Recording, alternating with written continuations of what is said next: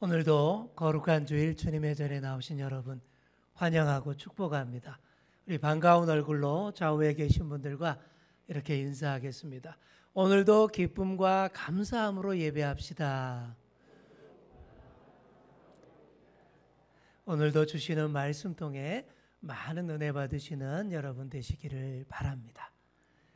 오래전에 제가 목사가 된 첫 해에 경험했던 일입니다. 주일 예배 참여를 너무 띄엄띄엄 하시는 여자 성도님이 계셔서 신방을 갔어요. 그분이 일하고 계시는 가게로 찾아가서 우리 주일 성수 열심히 하셔야 된다고 강조를 했습니다. 열심히 주일 예배 참여하시고 세례도 받으시면 교회에서 집사 준다고 그렇게 했습니다. 집사 직분 받으시면 좋지 않냐고 그렇게 말했죠. 그 뒤로 그분이 주일 예배 열심히 참여하시는 거예요. 내가 너무 좋아서 그분 앞에 가서 웃으면서 인사를 했습니다.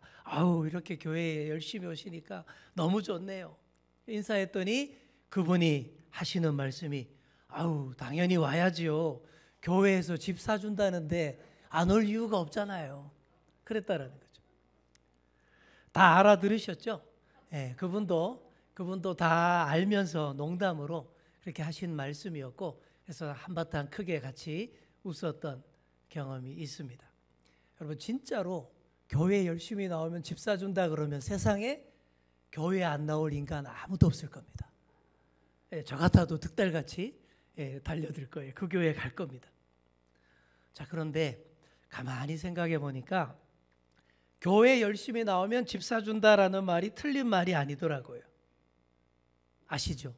이 땅의 집은 사줄 수가 없어요. 하지만 그와는 비교도 안 될 너무너무 좋은 최고의 영원한 집, 천국의 집을 다 사주는 줄 믿습니다. 천국의 집을 다 한 채씩 안겨드리려고 천국의 모델 하우스인 교회에 열심히 나오라. 우리가 그렇게 말하는 것입니다. 한국의 대표 지성인 이어령 선생을 여러분 아실 겁니다. 이분이 올해 2월 달에 돌아가셨어요. 제가 이분 책을 참 즐겨 읽는데 이분은 아시다시피 아주 평생토록 예수 안 믿고 그렇게 살았습니다. 대표 지성인으로서 예수 안 믿어도 된다라는 삶을 표본으로 보여준 그런 인물이었어요.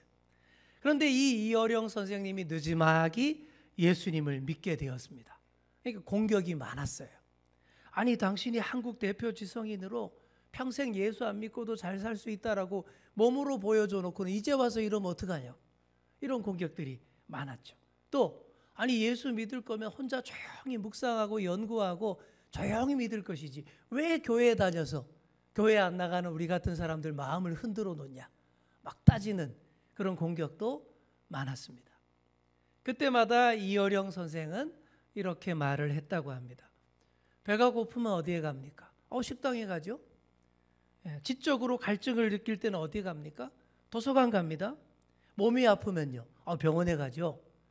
심심하고 마음이 고플 때는 어디 갑니까? 그러면 노래방도 가고 영화관에도 갑니다. 자, 그런데 먹어도 배가 고프고 노래 불러도 가슴이 안 풀릴 때에, 병원에 가도 아무리 해도 낫지 않을 때에, 당신의 영혼이 정말 목마를 때에, 식당, 영화관, 도서관 아무리 가도 풀리지 않을 때, 바로 그때에 교회에 가는 겁니다. 그렇게 대답했어요. 그랬더니 또 따집니다. 교회 가면 이상한 사람들도 많은데 괜찮습니까? 그랬더니 또 이렇게 대답합니다. 그래요. 그런 면도 있죠. 시끄러운 사람, 나를 귀찮게 하는 사람, 나와 너무 다른 다양한 사람들이 정말 많지요. 하지만 생각해 보십시오. 배고파서 식당에 가도 맨날 맛있는 음식만 나오지 않잖아요. 아파서 병원에 갔는데 못 고칠 때가 있지 않습니까? 도서관에 가서 책을 찾았는데 영 재미없고 시원찮은 책들만 있을 때도 있어요. 노래방, 영화관 갔는데 별로 재미도 감동도 없을 때도 있지 않습니까? 그래도 당신이 식당에 가고 영화관에 가고 병원에 가고 도서관에 가지 않습니까? 바로 내가 그렇게 교회에 가는 것입니다. 이렇게 대답했다는 거예요. 사랑하는 성도 여러분, 여러분은 어떤 마음으로 교회에 나오고 계십니까? 여러 이유가 있겠죠. 다 좋습니다. 하지만 교회를 나오실 때 여러분 이 생각을 꼭 하시면서 나오셨으면 좋겠습니다. 우리 교회가 천국의 모델하우스다. 한번 이런 생각 한번 하시면서 꼭 나오셨으면 좋겠어요. 그렇게 하실 때에 점점 더 우리 교회가 좋아집니다. 모델하우스를 보면서 야, 이런 집 내가 사야지, 내가 가져야지, 그렇게 꿈을 꾸지 않습니까? 그것처럼 천국의 모형인 모델하우스인 교회에 다니면서 야, 앞으로 내가 영원한 집 한 채씩 받아 누리게 될 거야. 바로 이 생각 할 수 있어야 된다라는 겁니다. 계속 그런 꿈을 꾸다 보면 진짜 영원한 집 한 채씩 다 받게 될 것입니다. 자, 우리 옆에 계신 분께 이렇게 이야기해 주겠습니다. 천국의 집 한 채씩 다 받으셔야지요. 아멘. 여기 계신 분들은 다 이미 다 지금 건물 올라가고 있는 줄 믿습니다. 자, 그래서 오늘은 계속해서 교회에 대해서 함께 묵상합니다. 정통 교회라면 반드시 강조하는 교회의 4가지 특징, 4대 특성 있습니다.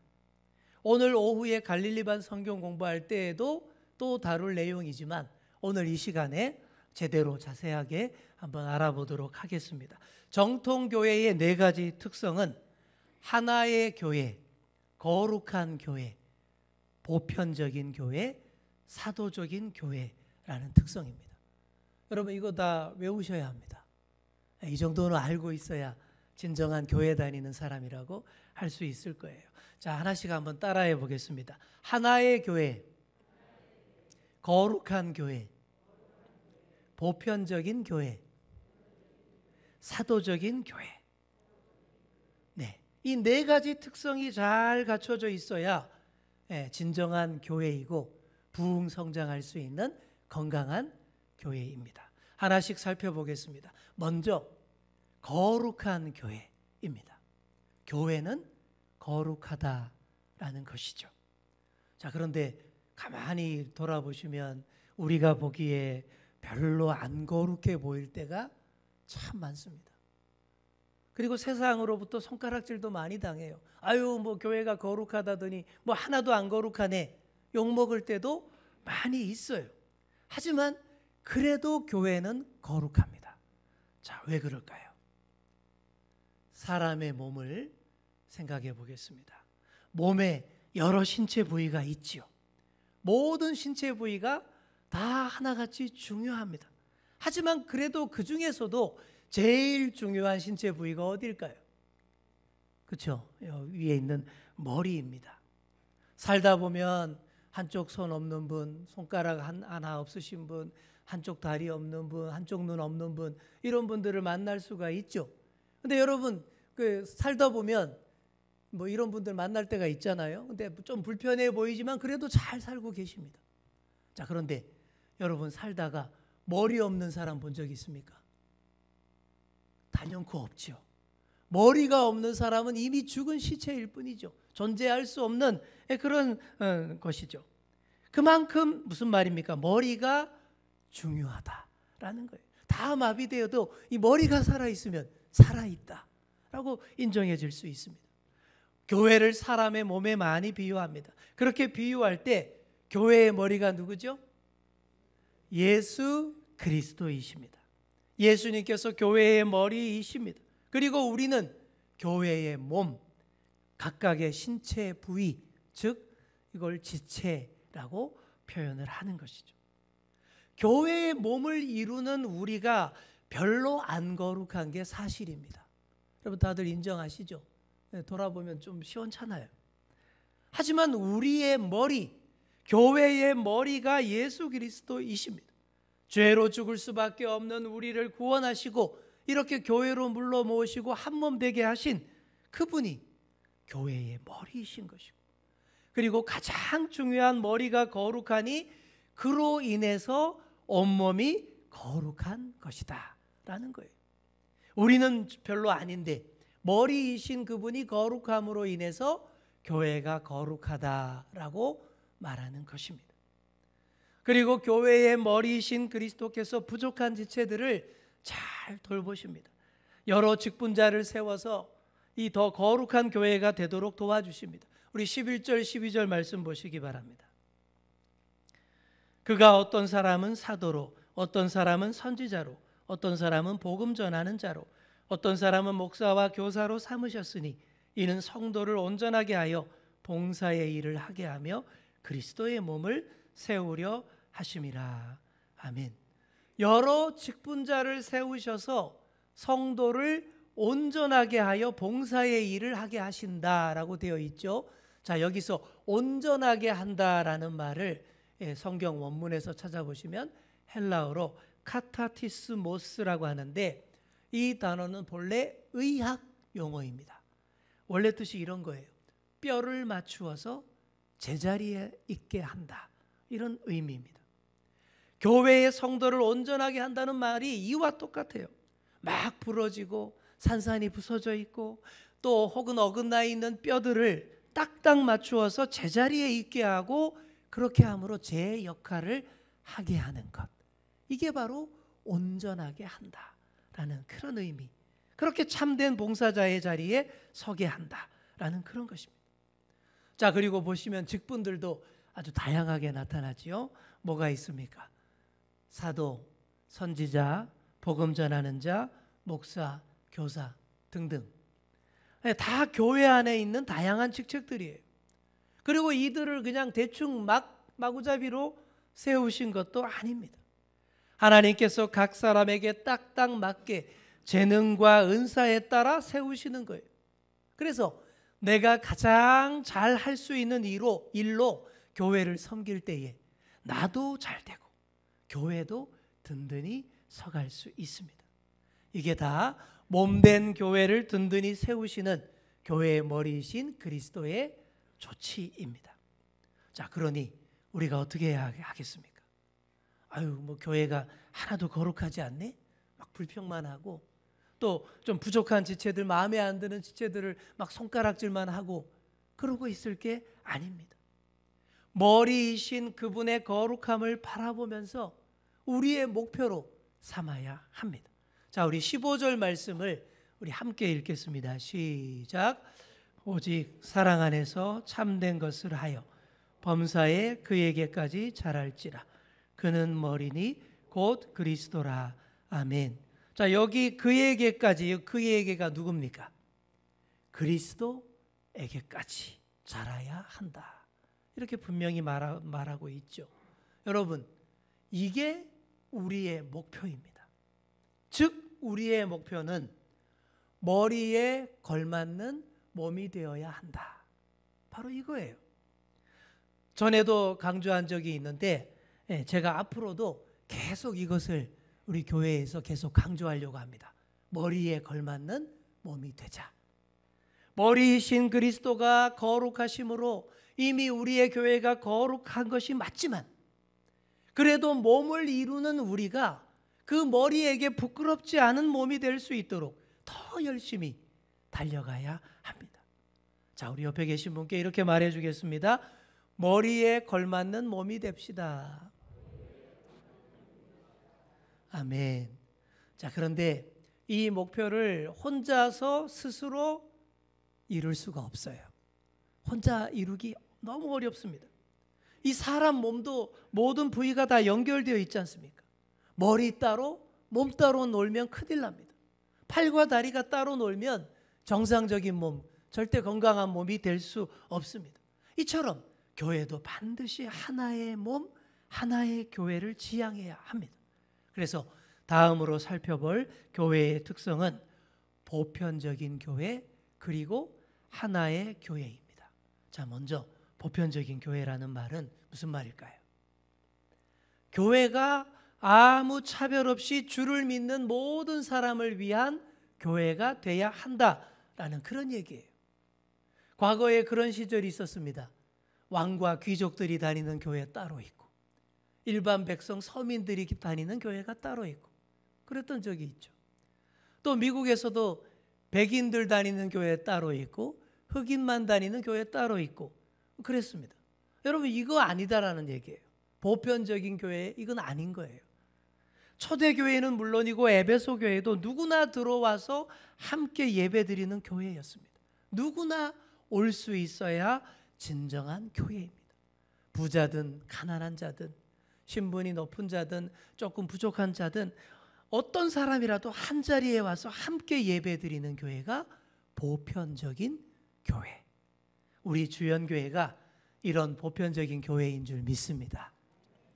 자, 그렇게 보편적으로 다 함께 모이면서 또 하나의 교회가 되어야 합니다. 우리가 믿는 하나님이 한 분이듯이 교회가 하나여야 한다. 우리 하나님이 한 분이니까 우리가 하나같이 모여야 한다라는 그런 뜻이죠. 그래서 에베소서 4장 3절부터 계속 강조하는 것이 하나됨이에요. 몸도 하나이고 성령도 한 분이고 주도 한 분이시고 믿음도 하나님도 한 분이시라고 계속 반복적으로 강조하고 있지 않습니까? 자, 그런데 또 실상을 보시면 교회가 하나 되는 게 쉽습니까? 어렵습니까? 현실적으로 참 많이 어려워요. 너무 다양한 사람들이 모이기 때문입니다. 그래서 어떤 교회들을 보면 전혀 하나가 안 되고 갈등과 분열과 다툼으로 가득한 그런 교회들도 많습니다. 그러다 보니 많은 사람들이 교회에서 상처를 받아요. 너무 불편해요.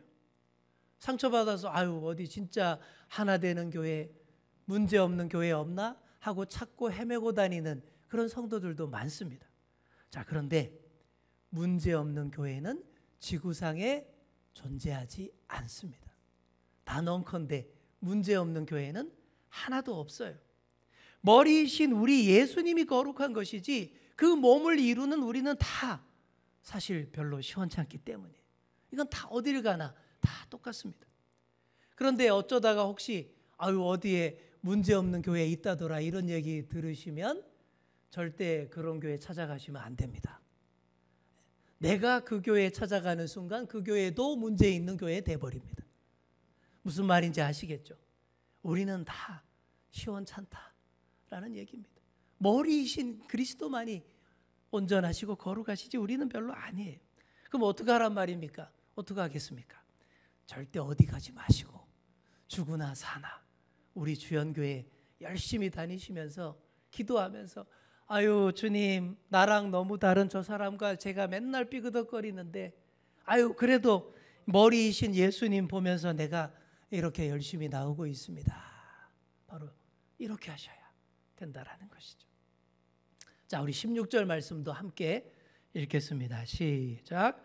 그에게서 온몸이 각 마디를 통하여 도움을 받음으로 연결되고 결합되어 각 지체의 분량대로 역사하여 그 몸을 자라게 하며 사랑 안에서 스스로 세우느니라. 아멘. 머리를 통하여 온몸이 다 연결되어 있고 서로 다 다른 지체들이 하나로 연결되어서 함께 동반 성장한다 라는 그런 얘기입니다. 교회에서 다 함께 세워가는 훈련 우리가 열심히 연습도 해야 되고 배워야 됩니다. 뭐 때로는 그런 생각하죠. 아우 나 혼자 하는 것이 훨씬 깔끔하고 완벽해 이런 생각할 수도 있습니다. 하지만 교회라는 데는 그런 데가 아니에요. 좀 엉성해지고 약간 좀 지저분해져도 최대한 많은 사람들과 함께 어울려 어떤 일을 이루어낼 때에 우리 하나님이 정말로 이쁘게 보신다라는 사실입니다. 구약 성경 출애굽기 28장을 보시면 대제사장이 입는 멋진 옷이 나옵니다. 우리 그림 한번 띄워주시겠습니까? 예, 바로 이거죠. 여러분 이 그림 기억나시죠? 예, 몇 번 보셨을 거예요. 에봇이라는 옷 위에 가슴에 흉패를 딱 착용하는 것이 저 대제사장 옷의 핵심입니다. 이 흉패에 보석이 12개나 박혀 있어요. 가슴을 좀 더 확대한 두 번째 그림 한번 보시겠습니다. 자, 보석들 보십시오. 이스라엘 12지파를 상징하는 보석들인데 어때요? 하나도 같은 보석이 없습니다. 모양도 다 다르고 색깔도 다 다르고 광채도 다르고 성질도 다 다릅니다. 그야말로 형형색색이에요.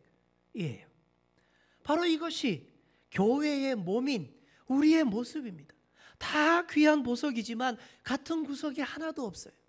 어떤 건 빨간색, 어떤 건 노란색, 어떤 건 초록색이에요. 이처럼 어떤 분은 한결같이 뜨거운 빨간 홍보석과 같고, 어떤 분은 깨끗하고 투명하고 강한 다이아몬드와 같고, 이처럼 어떤 분은 말씀의 깊이가 있는가 하면 어떤 분은 봉사하는 데 열심입니다. 어떤 분은 찬양을 잘 하시는 데 반해 어떤 분은 전도를 잘 하십니다. 이 하나하나가 다 귀하고 아름다운 보석이에요. 하지만 다 다른 보석입니다. 여러분, 만약 이 보석들이 이렇게 한 곳에 딱 붙어 있지 않고 다 각자 떨어져서 따로 놀고 있다라고 생각해 보십시오. 진주 목걸이 끈이 탁 끊어져서 진주알들이 그냥 다 온방으로 떼구르르 굴러다닌다라고 생각해 보십시오. 보기 좋습니까? 영 별로입니다. 잘 모여서 대제사장 가슴에 이렇게 딱 배열되어 있으니 하나님께서 한눈에 다 담으시면서 이뻐하시는 것입니다. 이 대제사장의 모습에서 우리 예수 그리스도를 볼 수 있습니다. 교회의 머리이신 예수님이 영원한 대제사장으로 보석과 같은 저와 여러분들을 이렇게 가슴에 한가득 품고서 우리 하나님 아버지께 늘 보인다라는 얘기시죠. 사랑하는 성도 여러분, 각자의 역량과 은사들과 맡은 역할들이 다 다르지만 이렇게 한 곳에 붙어서 한눈에 보여질 때에 우리 하나님이 기쁘게 보시는 줄 믿습니다. 자, 옆에 계신 분들과 이렇게 인사해 보겠습니다. 따로 놀지 맙시다. 교회의 하나됨을 위해 노력합시다. 아멘. 자, 이제 마지막 네 번째입니다. 뭐가 남았죠? 사도적인 교회의 네 번째 특징입니다. 사도 아시죠? 사도라는 직책은 예수 그리스도의 가르침을 정확하게 받아서 계속해서 정통성 있게 잘 가르치던 초대교회 시대의 직책이죠. 그래서 사도적인 교회라는 말은 사도들의 가르침의 바른 정통 위에 서 있다, 그런 뜻입니다. 교회가 정통성 있고 올바른 말씀의 가르침 위에 서 있어야 한다라는 것입니다. 그래서 정통성 있는 교회들이 뭘 외우지요? 사도 신경을 외우면서 신앙 고백을 하는 것입니다. 반면에 대다수의 이단들은 사도신경 안 외웁니다. 자기네 주장에 어긋나는 게 너무 많기 때문에 그거 못 외우는 거죠. 13절 14절 말씀 보시기 바랍니다. 우리가 다 하나님의 아들을 믿는 것과 아는 일에 하나가 되어 온전한 사람을 이루어 그리스도의 장성한 분량이 충만한 데까지 이르리니 이는 우리가 이제부터 어린아이가 되지 아니하며 사람의 속임수와 간사한 유혹에 빠져 온갖 교훈의 풍조에 밀려 요동하지 않게 하려 함이라. 아멘. 바른 믿음은 바른 가르침, 바른 지식에 기초합니다.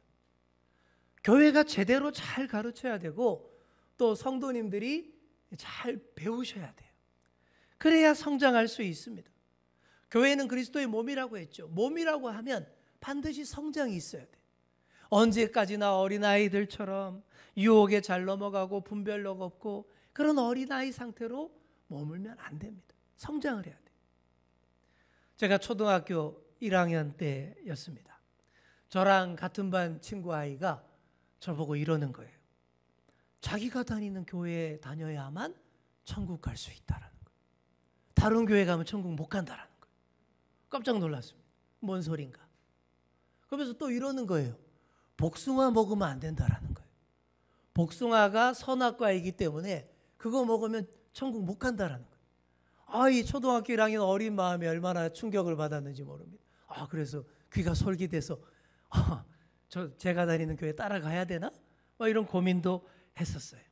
아주 어린 아이의 어떤 상태였기 때문에 그랬다라는 것이죠. 근데 나중에 알고 봤더니 바로 걔가 다니는 교회가 천부교라는 아주 한국의 토종 이단 중에 하나였다라는 것이죠. 뭐 여러분 복숭아 잘 드시잖아요, 그죠? 그거 못 먹게 하면 얼마나 약오릅니까? 말도 안 되는 교리인데 그 믿는 사람들이 있다라는 거예요. 지금도 신천지다, 하나님의 교회다, 구원파다 그러면서 전혀 사도적이지 않은 이런 자들이 우리 성도들을 얼마나 많이 유혹하는지 모릅니다. 사도적인 교회라면 이런 문제 잘 처리해야 합니다. 성도들을 잘 가르쳐서 믿는 일, 아는 일에 바로 되도록 해야 합니다. 그래서 우리가 주일 오후마다 갈릴리반 성경 공부 이런 거 하는 거예요. 목적이 그겁니다. 어린아이를 벗어나서 성숙한 교회, 사도적인 교회로 세워질 수 있기 위해서 그렇게 하는 거예요. 앞으로도 우리 교회가 더 바른 말씀과 바른 믿음의 기초 위에 든든히 서서 부흥 성장하는 교회가 되기를 간절히 축원합니다. 자, 지금까지 교회의 중요한 4가지 4대 특징, 거룩하고 보편적이고 하나이고 사도적인 교회에 대해서 말씀을 드렸습니다. 여러분들이 이런 교회의 특징들을 잘 이해하셔야 돼요. 그래야 우리의 교회를 바로 이해하고 더 잘 교회를 사랑할 수 있고 교회의 머리이신 그리스도에게까지 그 머리에 걸맞는 몸으로까지 성장할 수가 있습니다. 마지막으로 그런 이야기 하나 해드리고 말씀을 마무리하도록 하겠습니다. 미국의 존 워너메이커라는 사람 있습니다. 존 워너메이커 이분은 YMCA 아시죠? 기독교 청년회 YMCA를 창설한 분이고 그리고 주일학교 교사를 67년이나 하신 분입니다. 엄청나죠? 이분은 대통령이 뭐 장관 시킨다고 할 때 난 주일학교 교사해야 되기 때문에 못한다라고 했던 바로 그 정도 엄청난 대단한 분이십니다. 이 존 워너메이커가 중국을 방문했습니다.